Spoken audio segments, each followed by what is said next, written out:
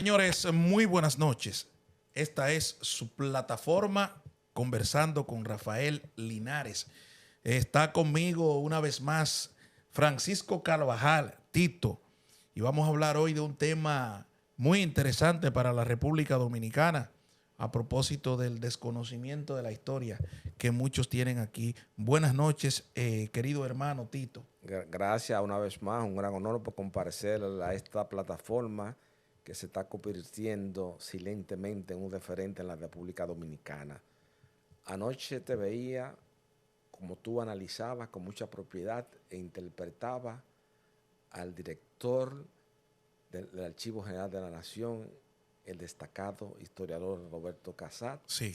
donde él planteaba ante el país la queja por el desdén del nivel de lectoría y del nivel del conocimiento de la historia dominicana. Nosotros, los medios de comunicación del país, en sentido general, se está llenando de muchas voces disgregadas que no tienen un conocimiento acabado de la historia contemporánea dominicana. Aquí está. Y están hablando mucho disparate, muchas cosas. Entonces, en ese sentido es válida porque don Roberto Casat, aunque yo he señalado que es un historiador que pertenece a la escuela que utiliza el materialismo histórico, el materialismo dialéctico como método de interpretación de la historia, la tesis de Marx de que el motor de la historia es la lucha de clases. Es un historiador muy acabado y es una persona que ha hecho varios ensayos, sobre todo Capitalismo y Dictadura, que es un clásico para entender a Trujillo. Sí. También tenemos de él La Sociedad Taína, tenemos de Roberto Casat también Movimiento Obrero y Lucha Socialista en la República Dominicana, que debe ser un libro de cabecera para todo aquel que desarrolle la actividad política en la República Dominicana, porque ahí están resumidas una serie de luchas importantes. ¿Por qué tú crees que Roberto Casat, antes de entrar al tema principal, por qué tú crees que Roberto Casat, o sea, el director del Archivo General de la Nación, un gran escritor, intelectual, formado, brillante, ha llegado a esa conclusión? Un intelectual como él ya define que aquí hay un desconocimiento de la cultura, que aquí hay un desconocimiento de la historia. Y yo entonces ayer hablaba de una serie de transformaciones que hay que hacer aquí, que hay que provocar. Pero ¿por qué llega Roberto Casat a esa conclusión? Él llega a esa conclusión porque como intelectual él lo está viendo, pero eso es una situación que ya nosotros lo habíamos definido ante el país en las entrevistas que nos hacía el periodista e historiador don Víctor Grimaldi en el año de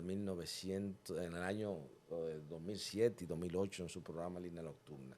O sea, es un proceso que es una combinación de varios factores sociológicos que han influido en la baja del nivel de lectoría y de la preocupación por el pasado dominicano. Porque aquí tenemos a diario 500 gente opinando en radio y en televisión en República Dominicana. Sin conocimiento alguno. Como diletante, sin conocimiento profundo de la historia dominicana, y comienzan a hablar y tú ves que se ponen en un gesto de algonería y eyección a señalar a muchos grupos emergentes económicos de la República Dominicana como que eran ricos tradicionales y que esto y que lo otro. Muchísimos disparates se inventan. Bueno, hoy la suerte que la historia está documentada. Sí. Y hay una obra fundamental que como me dijo Manolito García Arévalo, un destacado historiador, y que me dijo, lo que tú tienes es una viga, porque esa obra es el inventario de lo que es la República Dominicana. ¿Tú te refieres a esta obra que está aquí? Claro, la tenemos aquí. Que Trujillo la mandó a hacer en La Habana, Cuba. 1932,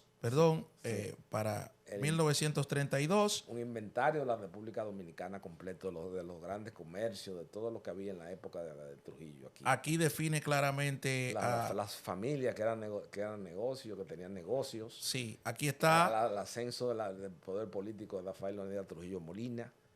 Ahí vemos, por ejemplo, ahí tú vas a encontrar en San Pedro de Macorís, porque a principios del siglo pasado, San Pedro de Macorís fue la cuna del desarrollo social y económico de la República Dominicana. Ahí fue donde florecieron negocios como lo de la Casa Armentero y Félix Iglesias, la César Iglesias, que fue ya cuando Trujillo asciende al poder político en la República Dominicana, eran de las pocas ricos tradicionales que habían aquí.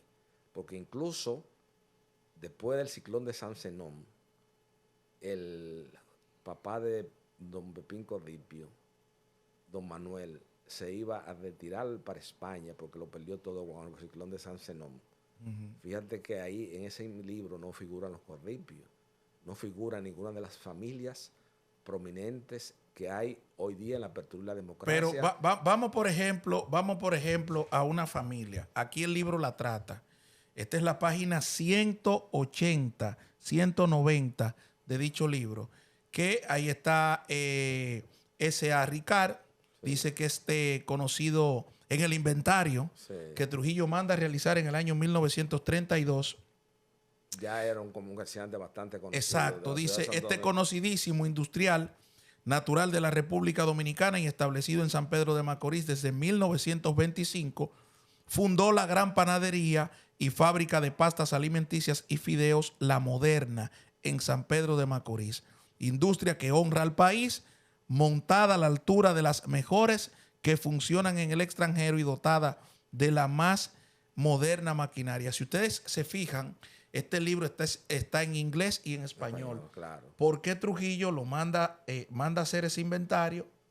Para entonces provocar que tanto los Estados Unidos, o gente en Estados Unidos, y gente que conocía el idioma de inglés, que no conocía el idioma español, conociera la obra a través del inglés. Claro, y que conociera la República Dominicana. Era un referente, un directorio comercial para inglés y en español, obviamente, para lo que ya Estados Unidos era en ese momento el socio principal comercial de la República Dominicana, el ascenso de Rafael Leonidas Trujillo Molina. Sí. Pero esa obra es una obra fundamental porque ahí te da el inventario de lo que era la familia y el negocio incipiente que había en la sociedad dominicana al inicio de la era de Trujillo.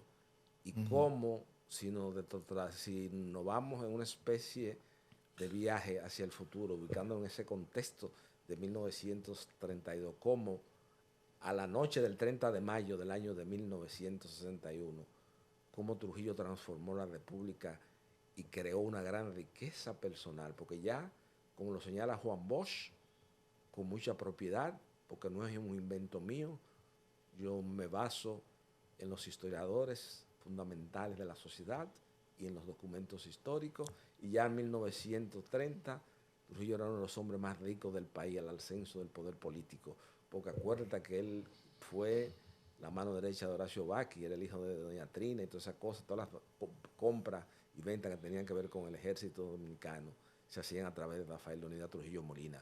Por eso que cuando Rafael Estrella Ureña entra con la Revolución de Febrero de Santiago, que entra a la ciudad de Santo Domingo, Trujillo le dice a los que no le hagan oposición para que entre la Revolución de Febrero, sí, y que conlleva el traste con la caída de Horacio Vázquez. Sí. Entonces, que asciende Trujillo al poder político. Entonces, claro, tú haces inventándose Trujillo. Por ejemplo, Trujillo es el resultado de una serie de situaciones complejas que se van a dar desde 1924 a 1930. No, Trujillo es la figura más fascinante de la historia dominicana, no te quepa la menor duda. Aquí se quiere inventar muchos mitos y muchas fábulas, pero ahí ya están definidos los métodos contemporáneos de interpretación de la historia. Bueno, pero las cosas son como son y no como uno quiere que sean. Sí. Es igual que pasa con el Marqués de las Carreras, con Santana. Sí. ¿Quiénes son los que defienden materialmente el ideal libertario de Juan Pablo Duarte? La espada de Duvergé y la espada de Pedro Santana. O sea, no tenemos que ver la historia, analizarlo mucho, porque aquí la gente... Yo siempre he dicho que aquí nosotros... meterse en muchas cosas. Mira, yo siempre he dicho, o sea, a través de la lectura y estas cosas y todo esto que uno va descubriendo, nosotros hemos llegado a la conclusión de que a este pueblo se le enseña muchas veces la historia en vía contraria. Sí. Porque a este pueblo se le dicen mentiras que permanentemente la no, pero llegó la gente aquí con una denotada superficialidad. Por ejemplo, no, que Trujillo, que el sátrapa, que el ladrón, que mentira. Mira, que Danfi, que la muchachita, que violaban a las mujeres. Eso es mentira. Todo eso es un mito y una fábula en la República Dominicana. ¿Por qué? Una distorsión. ¿Por qué Trujillo no era violador ni ladrón? Una distorsión de la tradición oral dominicana. Me recuerda un testimonio de mi inolvidable amigo en el espacio y en el tiempo que constituyó el licenciado Fulgencio Espinar, ministro de la Presidencia, administrador de la Lotería Nacional, bajo la administración del doctor Salvador Jorge Blanco. Sí. Y mi amigo Fulgencio era un hombre chiquito, era un hombre robado y tenía más de 50 mujeres atrás. ¿Y qué iba a hacer? Y el jefe, que era un hombre hermoso, que era alto, y los Trujillo. Pero vamos a seguir. Eso no, ¿tú te crees que, vamos a seguir. Que está en el poder político? Pero tú además tienes que ver con todo. Vamos a seguir con el inventario que en el año 1932 Trujillo hizo al país. Sí. O sea, mandó a realizar al país, pero aquí está. Ahí violaste una cosa muy importante. Sí, ahí voy. Espérate, ahí voy, exactamente. Ahí voy. Una familia que la gente le da mucha coba. Sí, yo quiero ya entrar en la etapa porque es importante destacar que es el inventario que la dictadura, o la dictadura no, en el gobierno, porque todavía no se podía dar como dictadura. Exacto. En el año 1932. Exacto. Que el gobierno de Trujillo manda a realizar. Pero aquí, luego entonces de la evaluación o el inventario que tenía la dictadura sobre ese MRICAR, tenemos aquí algo muy importante. Ferreccio y Vicini. Claro. La casa Ferreccio y Vicini se fundó en San Pedro de Macorís en el año 1921. Se dedica esta firma, además de la importación de ferretería en general, al depósito de maderas y a provisiones. Cuenta con un capital de $100,000 en aquel tiempo, de la época, totalmente pagado y con una reserva de igual suma. Reciben mercancías directamente de Europa, Asia y Estados Unidos.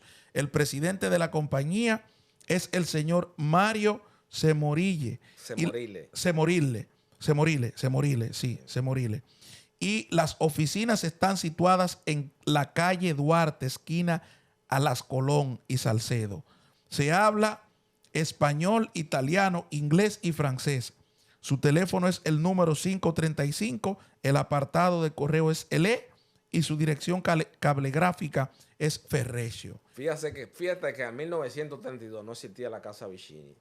Sí. Y aquí hay un paquete de, yo diría, porque no son historiadores, sino narradores, que en un gesto de adonería y de ayección le han querido dar un lugar de primacía, de que los Vicini era una gente que desde el siglo XIX con Lili, que venían, y realmente cuando ellos se desarrollan comercialmente, industrialmente hablando, en la era de Trujillo. Pero ellos... Pero fíjate que en ese momento, en el 32, ni siquiera ellos tienen el control de la casa Vicini.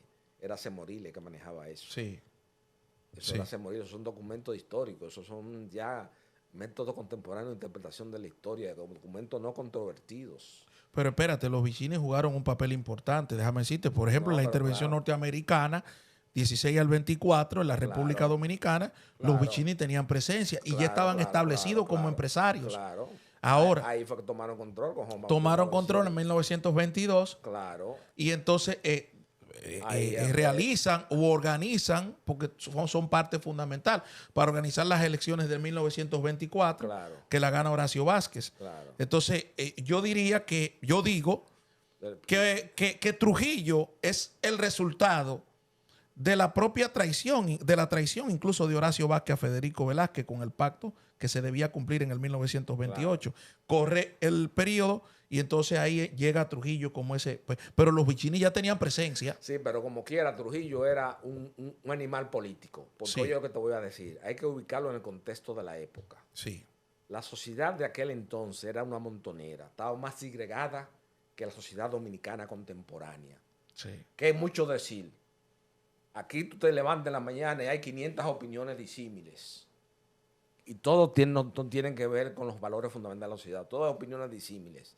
Entonces Trujillo los norteamericanos se oponían, y eso lo demostró Manolito García Vera de Arévalo y Víctor Manuel Medina Benet, Sí. que ha escrito el libro de historia más apasionado como es los responsables del fracaso de la Tercera República, que es la obra donde señala que los americanos se oponían formalmente al ascenso político de Trujillo. Trujillo, con su habilidad, manejó a Horacio Vázquez y a Estrella Ureña y ascendió a la tentación del poder político en contra de la voluntad de los americanos.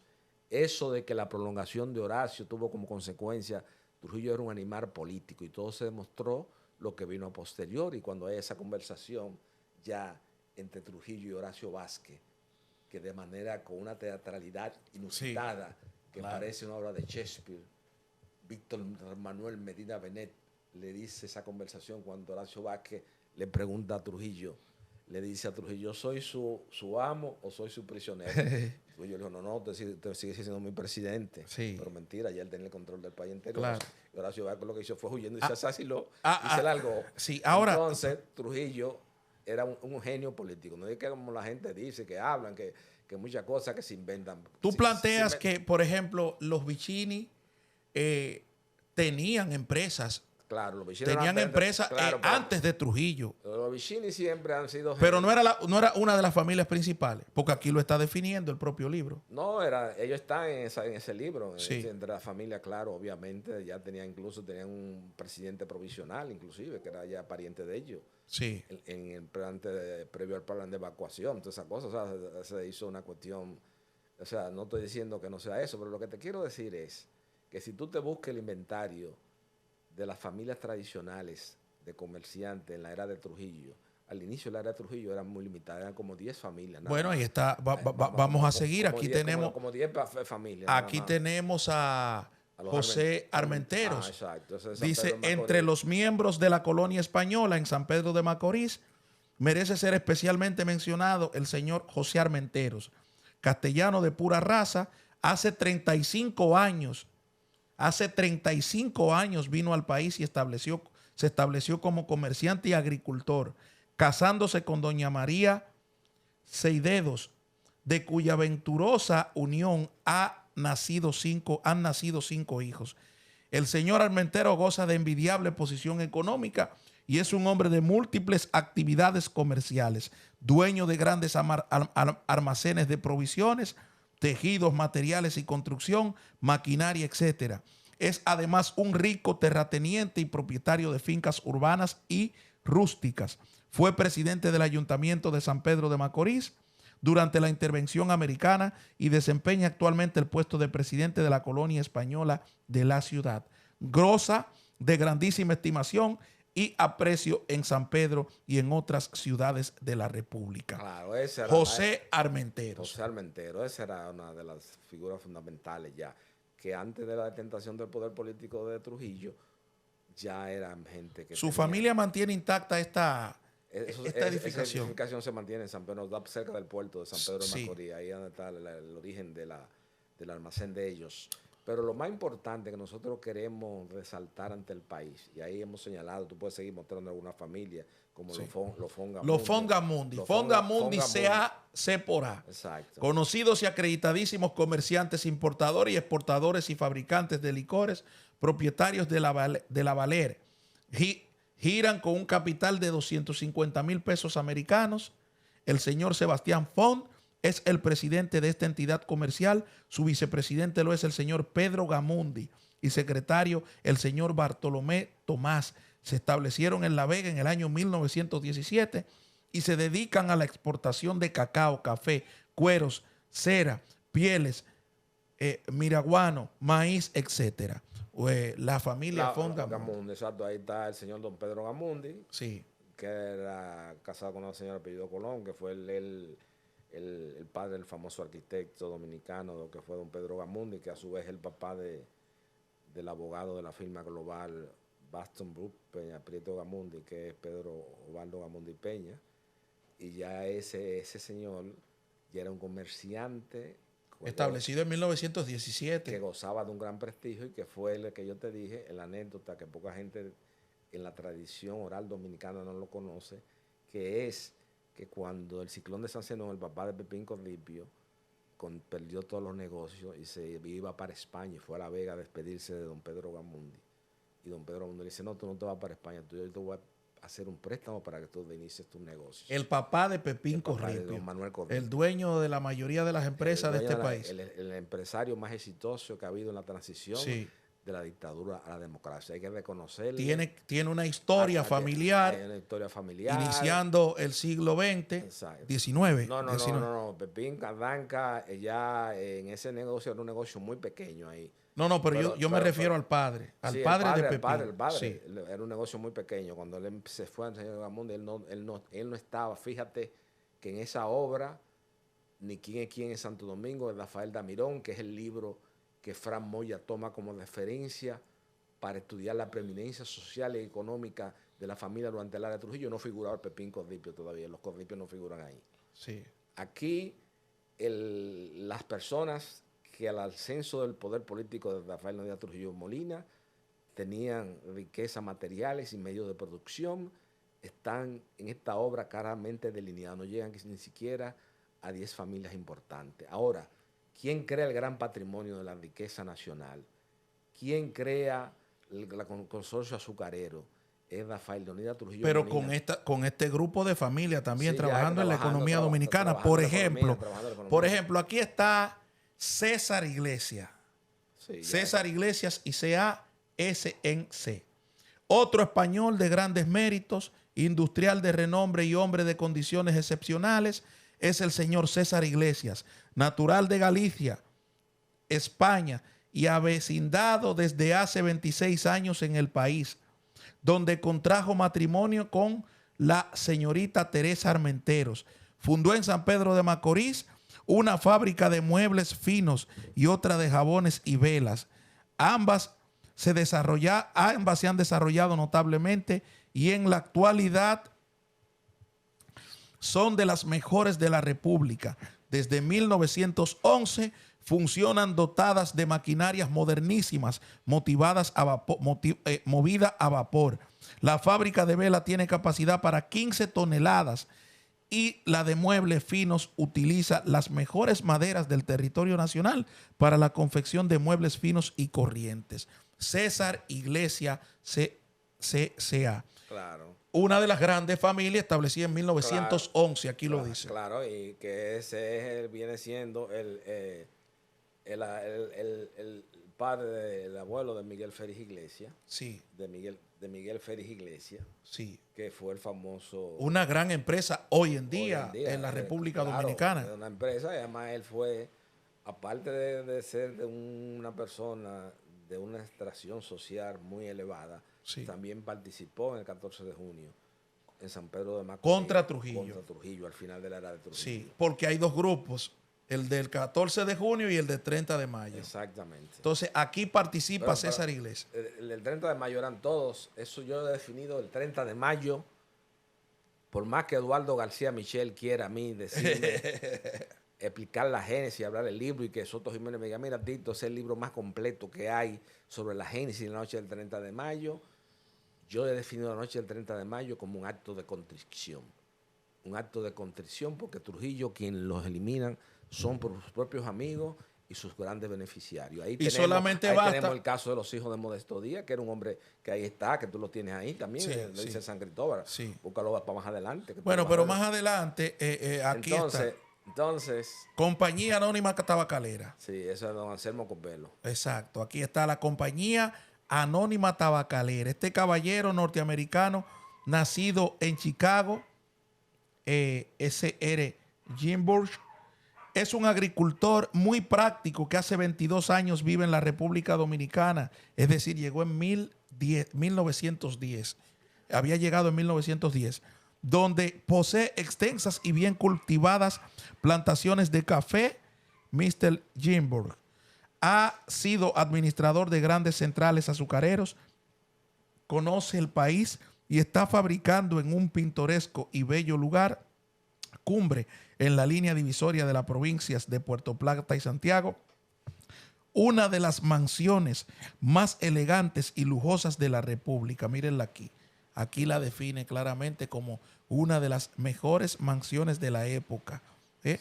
Ese es es el fundador de la compañía anónima tabacalera, fabricantes de cigarros y cigarrillos, establecimiento litográfico, capital y reserva, $1 millón. Ok, Sí. entonces, vamos a seguir. Aquí está la Lotería Nacional. Ramón Sabiñón, que estaba casado con Julieta Trujillo, Sí. hermana de Rafael Leonidas Trujillo Molina, un hombre que hizo mucho bien durante la vigencia política de Rafael Leonidas Trujillo como Molina, como su condición de cuñado, Sí. protegió a mucha gente y fue un hombre de bien, tanto él como Julieta.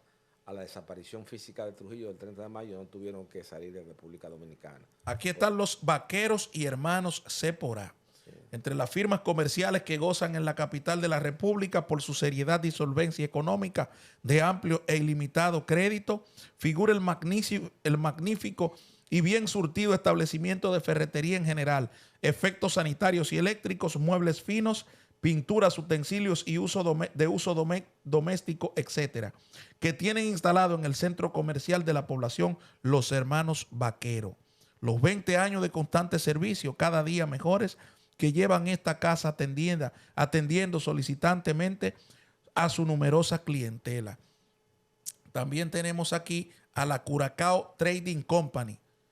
Es una de las corporaciones de mayor prestigio que operan en la República Dominicana en el giro de importaciones y exportaciones. Tiene establecidas sucursal en San Pedro de Macorís, Santiago de los Caballeros, La Vega, San Francisco de Macorís y La Piña.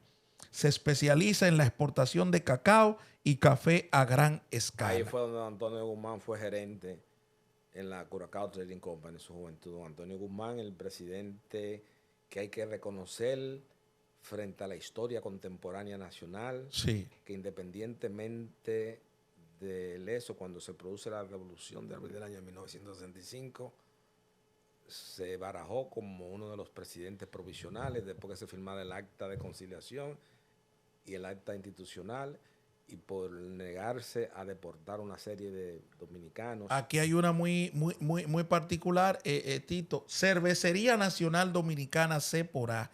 Estamos hablando de un inventario del año 1932 que mandó a hacer Trujillo a su llegada al poder. Sí. Dice, la fundación de esta empresa se debe a la progresista iniciativa del conocido caballero Charles Wanzer de Nueva York, a quien secundó eficazmente la cooperación nativa.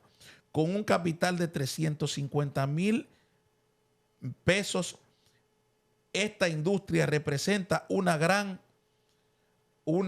y positiva inversión del capital nacional en estrecha cooperación con el extranjero. La dirección de la Cervecería Nacional Dominicana está en la actualidad a cargo del prestigioso caballero señor H.B. Senior, ciudadano americano que posee una larga experiencia en los negocios. Una pregunta, ¿y cuándo la Cervecería Nacional Dominicana cae en manos de la familia León Jiménez? Bueno, acuérdate que después de esa pasó a manos de unos norteamericanos. Los norteamericanos negociaron un norteamericano que su esposa no quería vivir aquí, negocia en el año de 1986 sí, la compra del grupo León Jiménez de Cervecería Nacional Dominicana.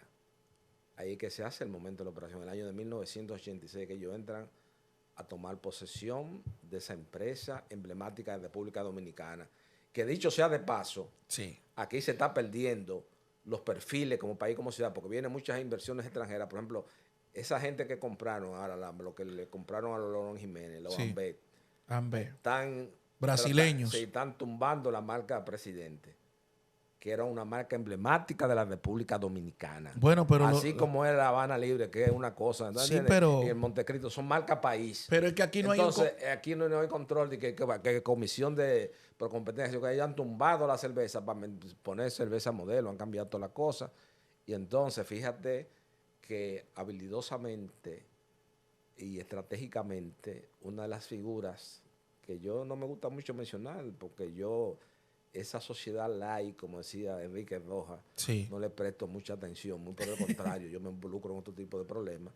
Han tirado una cerveza que se llama La República para en parte llenar ese vacío del que ha dejado, Bueno, la ausencia y la producción de la cervecería de la cerveza porque hay Presidente. algo elemental, hermano. Aquí el Estado, en vez de ocuparse de las cosas que tiene que ocuparse los gobiernos, por ejemplo, han dejado esto a desbandada. ¿Qué debió hacer el Eh, Estado en un momento determinado? Porque quien tiene que garantizar que un producto que sea ya prácticamente un ícono de nuestra república se mantenga por siempre es el claro, Estado. Ahora, ¿qué pasa? El Estado no podía comprarle el 51% a la claro. cervecería. Entonces, ¿quién se lo compran? Los brasileños. Sí, Yo no lo veo nada malo eso, que ellos... ahí va una mala asesoría del gobierno, porque ahí estaba Miller Sack también que quería comprar la cerveza Presidente. Entonces, a ellos venderle a Ambev, lo que crearon es un monopolio. Cuando la venta del Estado Dominicano, si Leonel Fernández y los estrategas piensan, ponen y les venden a Miller Sapp, les vende la Cervecería Nacional Dominicana, Sí. que participó y que el precio de compra era una diferencia muy pequeña, y íbamos a tener como consecuencia directa de que se iba a ver dos guerras comerciales aquí. Vamos a una pequeña pausa, Tito, y regresamos en breve. Seguimos en su plataforma conversando con Rafael Linares. Tito, ya analizado este tema del inventario que se mandó a realizar a principio de la dictadura.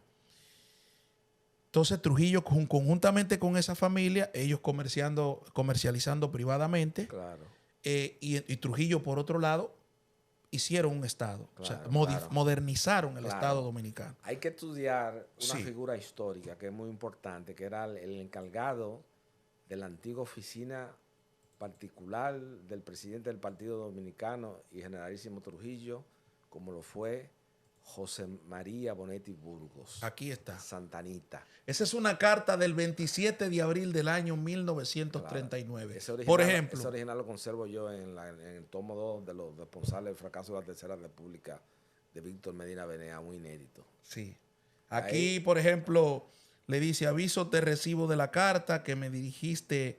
Eso es una carta que se la manda al señor Andrés Pastoriza, claro, don Andrés Pastoriza, embajador y ministro plenipotenciario de la República en Washington.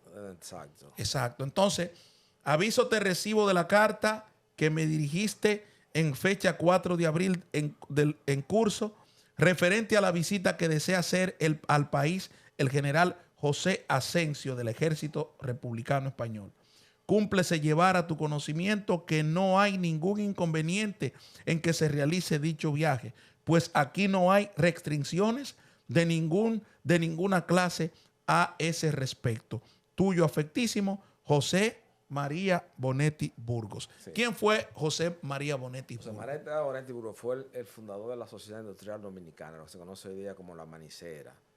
Obviamente tenía un gran capital de los Trujillos, pero él es una figura atípica y diríase que hay que analizarlo históricamente fuera de contexto, porque era un hombre, un emprendedor.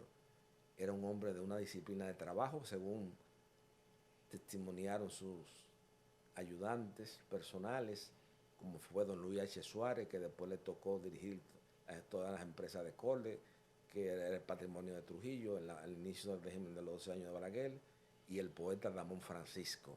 Entonces él fue el de la idea de fundar esa compañía, y Trujillo, y él tenía sus acciones. Sí. Por eso es que fíjate que después que se produce la caída del régimen de Trujillo y que Balaguer en el primer consejo de Estado que se forma, por una ley especial manda que todo el patrimonio de Trujillo pase a ser propiedad del Estado Dominicano. Sí.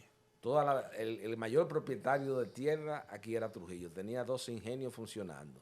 Trujillo era el capitalista más grande de la República Dominicana y el que tenía más dinero acumulado aquí. Entonces, cuando Vallenilla Lán entrevista a Trujillo en la Hacienda Fundación en San Cristóbal, él dice que la riqueza de él es la riqueza del pueblo dominicano, porque todos sus negocios y todas sus empresas estaban dentro de la territorialidad de la República Dominicana. y como efectivamente ocurrió la noche del 30 de mayo del año de 1961, que todas las empresas estaban y toda la mayoría de las riquezas de Trujillo estaban dentro de la República Dominicana. Entonces ahí viene la degradación del patrimonio. Ahí viene la gente, la misma gente del Consejo de Estado y los mismos gobiernos sucesivos que huyeron. Del grupo, pero por ejemplo, del grupo del 30 de mayo hay gente rica en tierra y gente rica claro, en porque, todo. oye bien lo que te voy a decir. Por ejemplo, ¿cuáles? Yo digo, por ejemplo, que aquí hay muchísima gente que se inventaron, porque se inventaron al hacer actos de notoriedad en esa fuerza bestial que políticamente tuvo el grupo 30 de mayo, presidido por el general Antonio Inver Barrera, que fue de los sobrevivientes, muchos descendientes. O sea, aquí se levantaron actos de notoriedad falsos y despojaron a mucha gente de tierra en San Cristóbal, en muchos lugares. Sí. Para apoderarse del patrimonio. Bueno, todo el ganado, por ejemplo. El patrimonio de Trujillo, el ganado. Ahí está el libro de cosas que de Guaroa Viña, de San Cristóbal, que puso la Hacienda Fundación, que lo puso en circulación, nada más y nada menos que el Archivo General de la Nación, sí, bajo la égida espiritual de quien para mí, como te he señalado, es uno de los historiadores más acabados de la contemporaneidad, junto a Fran Moya, como es Roberto Casá. Sí. Y ahí él señala que 2 héroes del 30 de mayo, que yo, porque los dos fueron grandes amigos de mi padre y no quiero caer en ese tipo de cosas, fueron los que se llevaron la mayor parte del ganado, el ganado de primera que había en la Hacienda Fundación, cuando se produce la noche del 30 de mayo, que se desaparece Trujillo, fueron esos 2 héroes del 30 de mayo a buscar y a llevarse ese ganado vacuno de la finca de la Hacienda Fundación. Pero eso es a los 2, 3, 4 días muerto Trujillo. 10, 15 días muerto de Trujillo. Después, sí, meses. Y el patrimonio. Ahí viene entonces, ahora, luego de años. Vienen las elecciones, vienen las confiscaciones. Se confisca a Santanita Bonetti, se confisca a Sociedad Industrial Dominicana. Que terminan en el PRD entregándosela formalmente, o sea, allá en el gobierno de Jorge Blanco. Cuando Jorge Blanco cuando Jorge Blanco lo que terminó de hacer fue la cosa de la PL80 y que se beneficiaban de las grasas. Quiero decir que aparte de eso, los Bonetti, cuando el Consejo de Estado, inmediatamente después viene Santanita Bonetti, busca a Pina Acevedo de abogado. Entonces, le devuelven porque él demostró que realmente él tenía parte de su capital y fue el emprendedurismo y era una figura típica de las personas que se beneficiaron de la riqueza material de Trujillo, porque era un emprendedor, era un hombre que creaba riqueza. Y eso lo decía Ramón Francisco, el gran guía intelectual de la generación del 60 y el elemento aglutinador del Grupo El Puño en la literatura nacional, que está lo más selecto y granado de la poesía y la narrativa dominicana, como Marcio Bravo Magiolo, Miguel Alfonseca, Benedicto, Soledad Álvarez, que es un producto de Ramón Francisco. Ese señor estudió bien a profundidad a Santana Bonetti, que es el papá de José Miguel y Roberto. Y obviamente ellos lucharon, pelearon, consiguieron para atrás. ¿Cuál fue el proceso? El Estado Dominicano se quedó con una participación importante. Así, ahí voy. Entonces los diversos gobiernos, después del doctor Balaguer, porque el doctor Balaguer, tanto Bosch, por ejemplo, cuando los cívicos se dan cuenta, y ahí es donde se va Viriato Fiallo al zafacón de la historia, cuando los cívicos se dan cuenta del tamaño del patrimonio de Trujillo, se volvieron locos. Entonces Bosch era muy receloso con el patrimonio de Trujillo, aparte de que él había escrito ya sobre la fortuna personal de Trujillo. Bosch tiene un ensayo que es de los más lúcidos. Entonces Bosch fue muy cuidadoso. Entonces toda la gente del 30 de mayo, ese grupo y ese reciclaje entre el 30 de mayo y la gente de cosas, quisieron apoderarse de muchos de los bienes materiales de Trujillo, que en la apertura y la democracia tuvimos, por ejemplo, a personas que lo defendieron hasta cierto punto, pero en base a fueron utilizadas esas empresas como base clientelar para la política, tanto en los 12 años del poeta Balaguer, como cuando don Antonio Guzmán asciende al poder político, que trata de restaurar la que todas las empresas conforman la corporación, empresa, el grupo Colde, que eran todas las empresas de Trujillo. Sí. Pero también hubo personas que se quedaron con el patrimonio de Trujillo. Aquí hay familias que eran albaceas de Trujillo, de dinero, de bienes, gente muy conocida hoy día, incluso tienen edificios en la calle El Conde con sus nombres y todas esas cosas, que eran en el fondo lo que eran albaceas de Trujillo, porque Trujillo es el que crea la gran riqueza nacional. Y en la apertura y la democracia, por una serie de políticas públicas, los diversos gobiernos que ha habido, a excepción del doctor Balaguer y de Antonio Guzmán, que fueron muy recelosos con el patrimonio de Trujillo, los dos. Sí. Ya cuando viene Salvador Jorge Blanco, viene cosas, ya con Leonel Fernández se termina de hacer el festín con la famosa ley de capitalización y reforma de las empresas públicas, sí, y de reforma, todas esas cosas. Que terminan regalando todo. Que terminan regalándolo todo lo que quedaba. Y lo poco que queda ahora lo quiere regalar que está en el poder. Exacto. Entonces siguen con la misma festín. Fíjate si el patrimonio de Trujillo fue tan grande que aquí hay 6 décadas de apertura y de democracia y de desaparición física de Trujillo y todavía no se ha agotado el patrimonio de Trujillo. Te estoy diciendo que lo poco que queda lo quiere entregar este señor a través de fideicomiso, donde el empresario no pone nada. El empresario solamente pone que él quiere administrar y quiere desarrollar una parte pública. Pero bueno, ya yo tengo mi posición con eso. Yo formalmente me gusta hacer análisis histórico, cambio la sociedad. Estoy viendo eso con mucha, porque todo aquí ahora es, este hombre ha venido aquí y él le ha dicho ignorante a una serie de personas. Sí. Y bueno, yo dije, ignorante, y el pobre no supo decir. ¿Qué libro leía? Mencionar una biografía de los personajes de la historia que mencionaron, pero eso es, como decía Pedritín Delgado, pero en un eso momento determinado, la osadía del ignorante. Pero el país de la República Dominicana y todo el negocio que se vaya a fomentar en República Dominicana no puede ser bajo esa figura jurídica, bajo ninguna circunstancia. Óyeme. Porque es que el Estado Dominicano, oye bien, ese problema, por ejemplo, de Bahía de las Águilas, hay que reconocer que Danilo Medina Sánchez tenía ese problema solucionado, donde una serie de inversionistas privados se iban a hacer cargo de esa solución. Y Luis Eduardo Loras Iglesias, en todas esas voces de la sociedad civil, todo ese grupo de gente que realmente lo que luchan por sus intereses particulares, y prueba de eso es todos los puestos públicos que están ocupando los dirigentes de la Mancha Verde, de la sociedad civil, en todas las administraciones, tanto de don Danilo Medina Sánchez, don Hipólito Mejía, como de don Leonel Fernández Reina. Los mejores contratos, los mejores todos lo tienen esa gente. Entonces se inventaban una cosa que hay que pelear, fueron un pleito para conseguir el Estado acá. Mira, por ejemplo. Pero Danilo tiene resuelto ese problema. Sí, por ejemplo. Es como Balaguer Mojica, que Balaguer Mojica Balaguer le iba a dar una casa. Y él se inventó que Balaguer no podía coger una casa de Balaguer. Y Balaguer murió ahí en indigencia total. Sí. Y sin embargo, él vive criticando a Leonel Fernández muchísimo. Sí. Luis Eduardo Loras Iglesias, y sin embargo se fue a un viaje con Leonel Fernández. Sí. ¿Tú me estás cantando? Y yo te digo a ti que aquí había mucha gente de riqueza, porque Adriano Artañán Uribe Silva, una figura prominente después de don Polibio Díaz, en la detentación del poder político del poeta Balaguer en los 12 años, y como discípulo de mi padre de la promoción de Derecho de la Universidad Autónoma de Santo Domingo, la Universidad de Santo Domingo, de ese entonces, del 53, Artañán le dijo un día a Adriano Artañán Uribe Silva, le dijo a Carvajal, mira, Carvajal, hazte una cuestión, para que tú te fajaste más que nadie aquí y luchaste contra Trujillo para que te toque una finca y te dé una cosa. Mi papá no era ese tipo de persona. Todo el mundo conoce la honorabilidad y la crisolada seriedad que tuvo mi padre. Sí. Pero aquí hay muchísima gente que entró en el patrimonio, pero ahí no hay un hijo de uno de los héroes del 30 de mayo que es un reconocido contrabandista de licor, que Miguel Coco lo cogió preso. Un hijo de un héroe del 30 de mayo. Sí. De lo que privan aquí, trazar pautas y reglas morales en la sociedad. Sí. ¿Entiendes lo que te quiero decir? Pero mira, Tito, por ejemplo, vamos a hablar claro.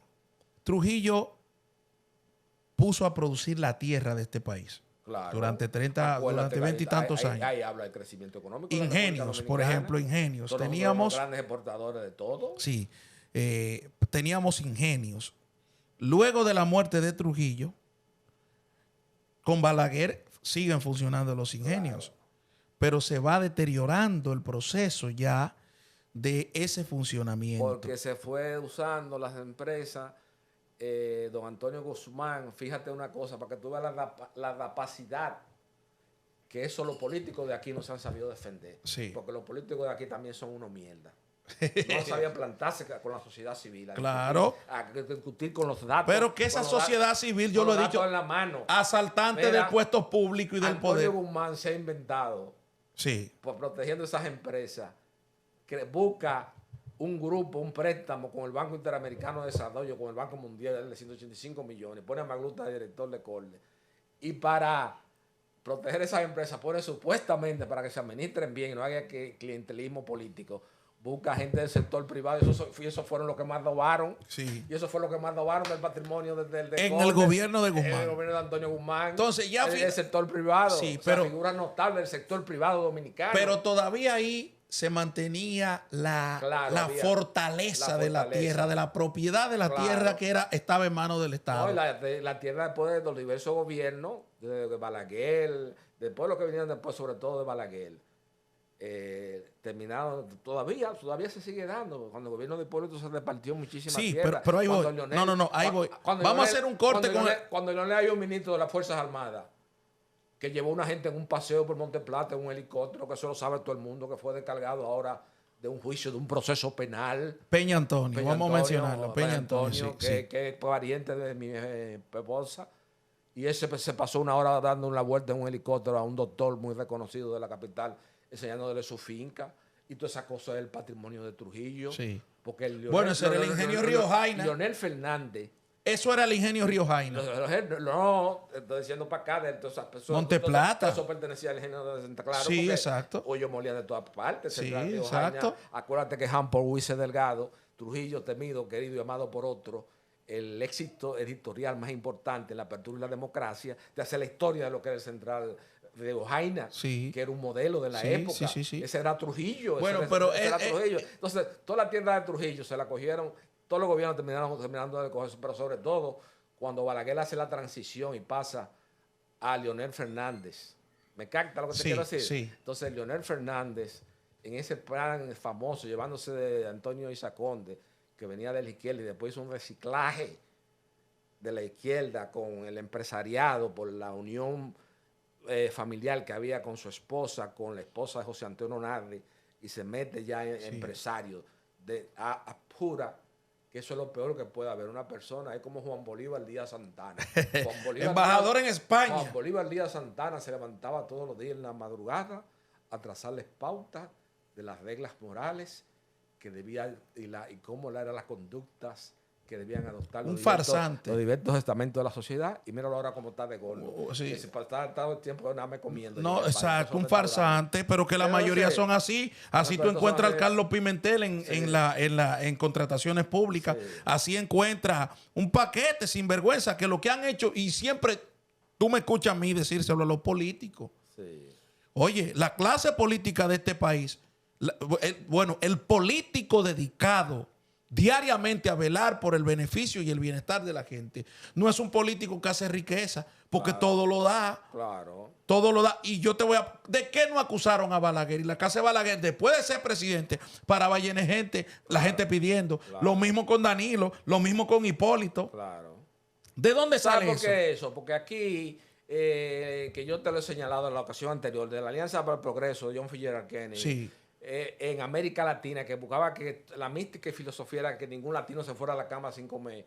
Nosotros los dominicanos, hoy día a la fecha, al corte, a pesar de ese progreso, y que Leonel Fernández, con un gran componente de deuda externa, de contrato de deuda externa, duplicó el tamaño de la República Dominicana en su gestión del 2004 al 2012, seguimos siendo el país tan pobre todavía de la marginalidad social que había al final de la era de Trujillo, porque tú ves muchos edificios, ves muchas cosas, pero tú ves eso del microtráfico, toda esa marginalidad, eso como viene como consecuencia de los ninis. Aquí tenemos 1 millón de jóvenes que no trabajan ni pero lo primero es que no tenemos control de la natalidad. Tampoco de eso. Aquí la gente decide tener 5 muchachos y los tiene si nada. No, aquí no hay política pública. Sí. Te voy a decir una cosa.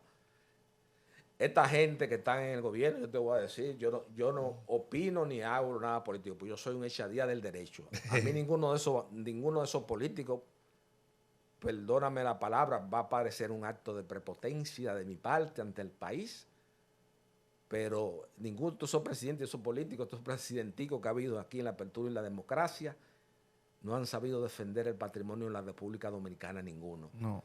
Y entonces, yo te podría decir, por ejemplo, Leonel Fernández, que para una generación constituyó Una esperanza, un sueño. Terminó siendo una gran frustración porque ahora quiere otra. Después de 16 años en el poder, quiere volver. El presidente más corrupto que se ha tenido en la historia dominicana. Guste o no le guste a nadie. Yo soy un gran defensor de Leonel Fernández. Yo soy el primero que dice que él está hecho de un material especial, como decía Víctor Medina Benet, refiriéndose a Francisco J. Peinado y Guttinger, aquel famoso del plan de la evacuación, y que este historiador Juan Daniel Balcácer lo resume muy bien en los papeles de Francisco J. Peinado y Guttinger. Pero Leonel Fernández también era muy proclive a la corrupción, y la acumulación originaria que se originó en muchos funcionarios del PLD durante la gestión tanto de él como de don Danilo Medina Sánchez fue lo que motivó a que una figura innominada, sin ningún crisol frente al país, sin ningunos credenciales, ascendiera a la tentación del poder político, porque la gente ya prefería salir del PLD y darle la oportunidad a esta persona, que es una persona innominada, que sale a la luz pública cuando Hipólito Mejía lo elige el candidato vicepresidencial junto con él. Ahí es que Luis sale, claro, ahí es que salta el estrellato, delante de él se lo conocía. Sí, bueno, Tito, muchas gracias. Darte las gracias nuevamente a ti. Vamos a hacer este conversatorio. Es importante que la gente lo sepa. Vamos a hacer este conversatorio histórico durante todos los fines de semana. Vamos a lanzarlo los sábados para que la gente sepa que todos los sábados vamos a tener un corte histórico donde vamos a conversar de la historia, vamos a aprender, vamos a consultar, vamos a hacer grandes cosas a favor de por lo menos aportar un granito de arena para que la juventud siga leyendo. Sí, que lean, porque esa queja de Roberto Casá es un grito al país. Es que estamos perdiendo los perfiles como país y como sociedad. Sí. Es que en esta sociedad tenemos que estar claros.